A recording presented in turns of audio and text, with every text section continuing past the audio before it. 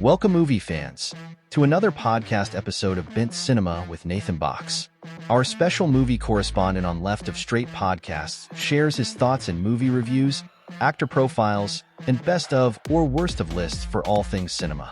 Nathan knows his stuff, so grab some popcorn and get ready to go to the movies, right here on Bent Cinema.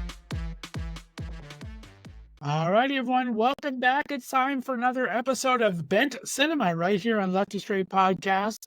Back and sitting with me, as always, is our special movie correspondent, Nathan Box is here. Nathan, how we doing? Great, sir. How are you? I am doing amazing. If you missed our first episode this month, we're lucky to have Nathan twice a month here on Left of Straight Podcast. We talked all about some great films that you might not have seen. If you're looking for some great films to see during Pride Month, happy Pride Month to you all. Be sure to check out that episode. We'll have the link down below. But today we're going to talk about the Seattle Film Festival. You saw how many movies and how many days? Goodness gracious. So I took off work for 10 days and I watched 42 movies in 10 days. It's ridiculous, but man, it's my favorite art form in the world. And this is sort of like my one or two times a year that I just absolutely binge and watch as much as I possibly can. There you go. And this is an annual event for you. I mean, you do this all the time. You have your film group you're in, you guys talk about this. So very much on your to-do list every year. But wow, I'm sure it takes a lot out of you. But how great is it? Yeah, I've perfected going to the festival over the last few years. I've learned that a man cannot survive on peanut M&Ms and popcorn alone. Probably should eat some vegetables. Take laps around the building in between movies so we're not getting, bed sores or something. And take your time. Nice. Well, you're going to give us, I think, 5 of your top picks. Give me the overall vibe of the 41 movies. Overall, you think we have a good season coming up? And what's the crowd like? Is the audience, you see a change in the audience? Is it pretty much the same audience every year? Or what was the audiences like this year? Yeah, this was an exciting year for the Seattle International Film Festival. They were celebrating their 50th anniversary, and that's a long time to be doing this work. The thing I love about film festivals, and I would argue everyone should look around in their local community, or maybe a medium-sized to larger town near you, there is some sort of film festival going on near you. And I think if you love this art form, it is an opportunity to really go see films that maybe no one else will see. Some of these films will never see the light of day because they won't find a distributor, which means they won't make it to theaters. They won't be on a streaming channel. So this really is an opportunity to see stuff that no one else is going to get to see. But I think it's also an opportunity to support local independent cinema and those who make these films.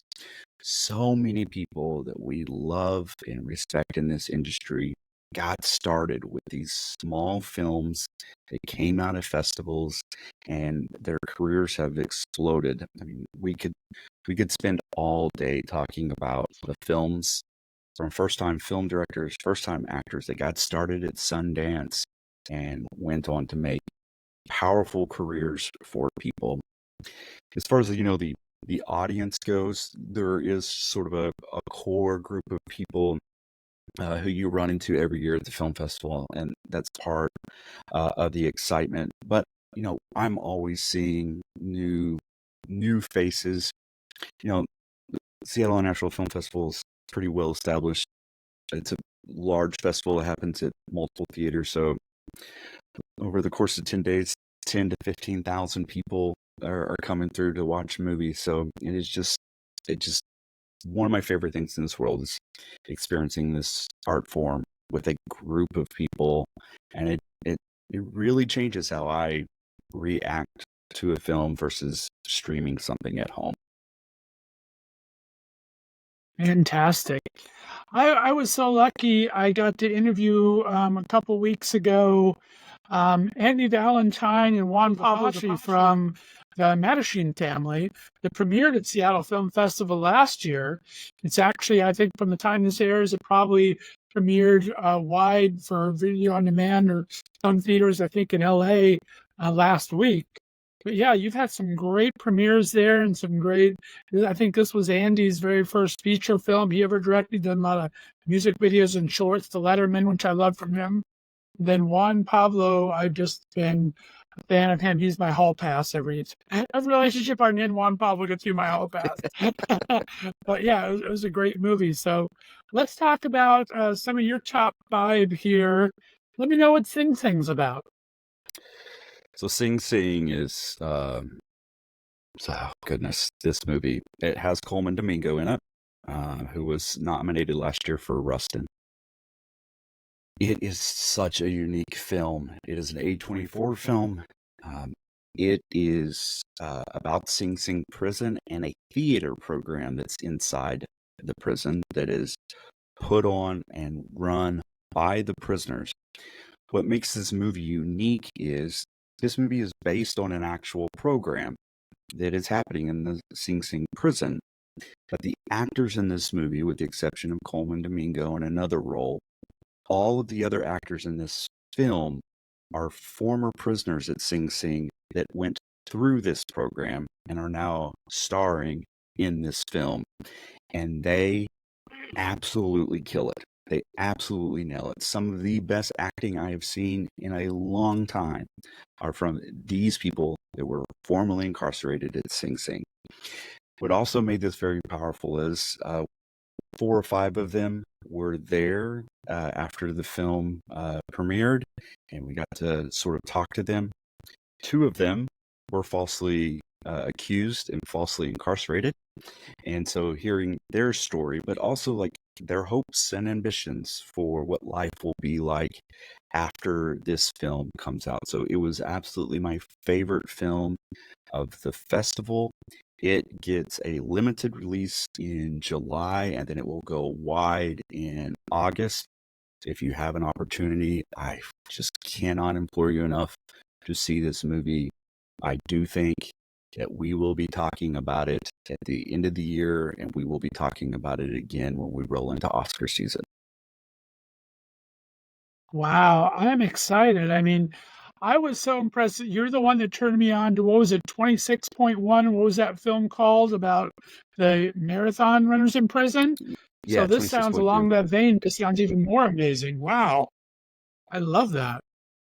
Well, I'm going to have to see that as much as I loved your last recommendation. All Shall Be Well. Tell me about All Shall Be Well. Yeah, so All Shall Be Well could have easily been one of those movies that we talked about in our previous episode. It's an LGBTQ film focused on a lesbian couple in Hong Kong. What makes this movie really interesting is one of the partners passes away, and the other one is sort of left to try to settle the estate with her partner's family. And what's wrapped in that is all of the tradition of living in Hong Kong society, and sort of it being a patriarchal society, and sort of how do you unwind a life, and how do you get people to recognize that you were in a partnership, that it was a loving partnership, that you had dedicated yourselves to each other for decades, and that it is up to you to figure out how your partner is going to be honored. And there's some really high stakes in this film. There's lots of dramatic moments, but I also think it's really sweet and tender, and ultimately a movie about love. And I cannot recommend it enough. I have a sneaking suspicion that it might be an international film that we might be talking about later this year or early into Oscar season. Just depends on how things pan out. But it's such a wonderful movie, and so well paced, so well written, and really deserves to be seen. Nice. I will be on the lookout for that. All shall be well. The next one you have down is A New Kind of Wilderness. Talk to me about that one. Yeah, so this is a documentary film. It is about a Norwegian family who sort of live off the grid. The children are homeschooled, and if anyone ever saw the movie Captain Fantastic with Viggo Mortensen, it's sort of based on the very same concept.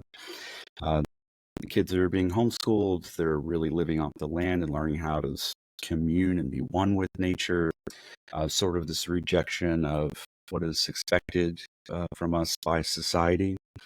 But things take a turn, and in the doc, the mother passes away, and then the father is sort of trying to struggle with how does he do this life that they had promised their children and themselves they would give to their children alone and without his wife.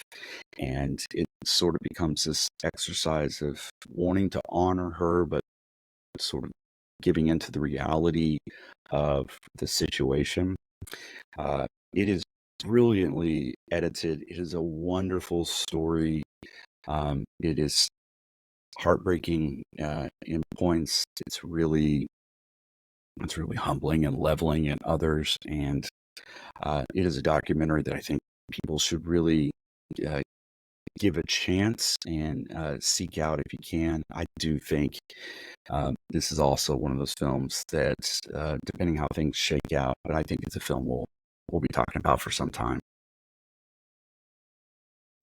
Sounds powerful. Wow. Very cool. A New Kind of Wilderness. And then next you have down here Bring Them Home. Yeah, so Bring Them Home is narrated by Lily Gladstone, who was nominated for Best Actress at the Oscars last year for Killers of the Flower Moon.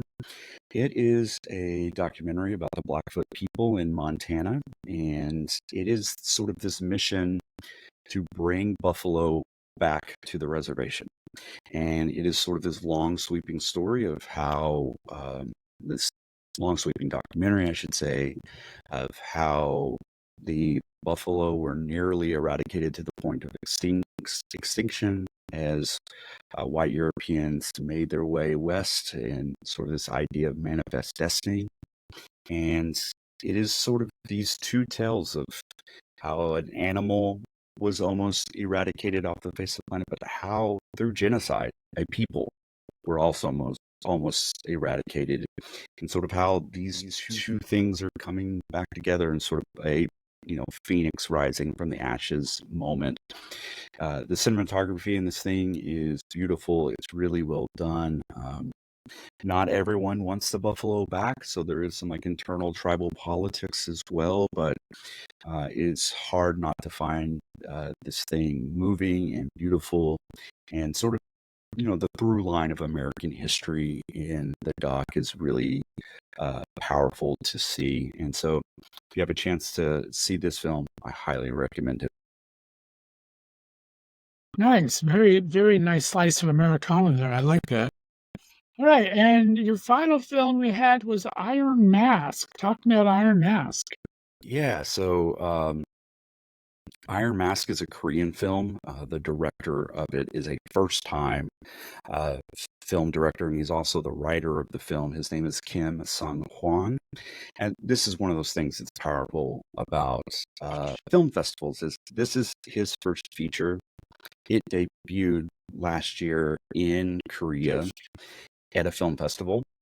It got the movie was seen by the right people, and he's already been picked up to write and direct his second movie, with a little more money and a little more resources behind him.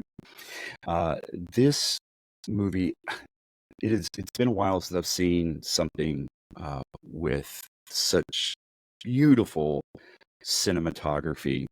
It is about an individual. His name is Ja Woo, and he is trying to land a spot on the national kendo team.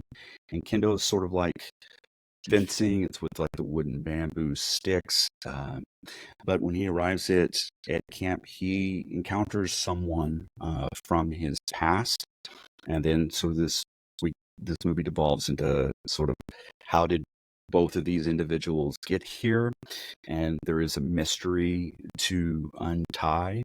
Um, the story can feel a little convoluted at times, but the cinematography is wonderful, and I think this director has a wonderful future ahead of him, and we will be hearing more from him soon. And I think you should probably give yourself the opportunity to say that you were there from the very beginning, and this would be the film that you would start with, because I really think this guy is going places. Nice. The one to watch. I love that.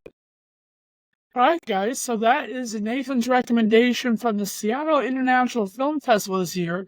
Sing Sing, All Shall Be Well, A New Kind of Wilderness, Bring Them Home, and Iron Mask. Be sure to look for those.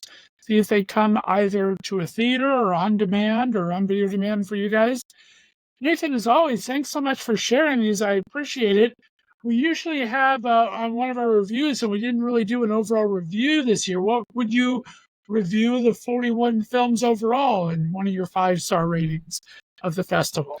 Yeah, so Sing Sing is a five-star film, and I always count myself lucky that at the festival I find one film that is sort of my 5-star film. The rest of these are really powerful 4-star films. And, I think the overall average of the festival is 3.5 to 4 stars of the films that I encountered, stuff that I really liked. Doesn't mean I liked everything. I did see some films that were, as I would like to say, rather challenging, and but I still had a lot of fun with them. There were, and I'm not going to name any names. I don't think we should spend our time talking about movies we don't like, but there were some films that were so bad that they were almost good, and those are ones that are really fun to watch with a crowd of people, because you can sort of feel that bubbling of like, oh, we're all in the same place and we're all having the same reaction to this movie. And even though it's trying to be really dramatic, we're laughing at it. And so let's just do this together and have this really weird and odd communal experience. So I love pretty much everything I saw, even the things that I really didn't like as a film or as a story. I love that. That'll have to be one of our shows. We'll have to do 5 films that are so bad they're good, and have to go through 5 of them or something. That'd be fun. I like that. Well, Nathan Box, as always, it is an honor to have you on Left of Straight Podcast, sharing your wisdom and wit and such general knowledge of everything filmdom. I appreciate you a lot, my friend. Remind all our listeners where they can find your great website where you talk about films and your photography and just a little bit of everything, and then where they can find you online on social media. Yeah, thanks, Scott. The website is natetheworld.com. Our website is celebrating its 15th anniversary, and so doing a lot of really special things this year. I've given myself a really daunting challenge, which is trying to name my 15 favorite films of all time. So you have to come by and see where I land on that list. And as always, social media handles are at Nate the World. Whatever platform you're on, I'm probably there too. So stop by, say hello. Let's talk movies. There you go. Appreciate you, my friend. Guys, we're lucky to have Nathan twice a month here on Left of Straight Podcast. Be sure to look for those. And as always, we appreciate you listening. Tune in. Give it 5 stars and give it a great review so other people will be able to find Nathan and his great things here. We appreciate you. And we'll see you next time. Happy Rest of Pride Month for you. Have a great day. Bye-bye. Well, that's a wrap on another Bint Cinema podcast. Thanks as always to Nathan Box, who joins us twice a month here on Left of Straight Podcasts. Be sure to give us a thumbs up or 5-star review wherever your podcasts are distributed. Until next time, we'll see you at the movies.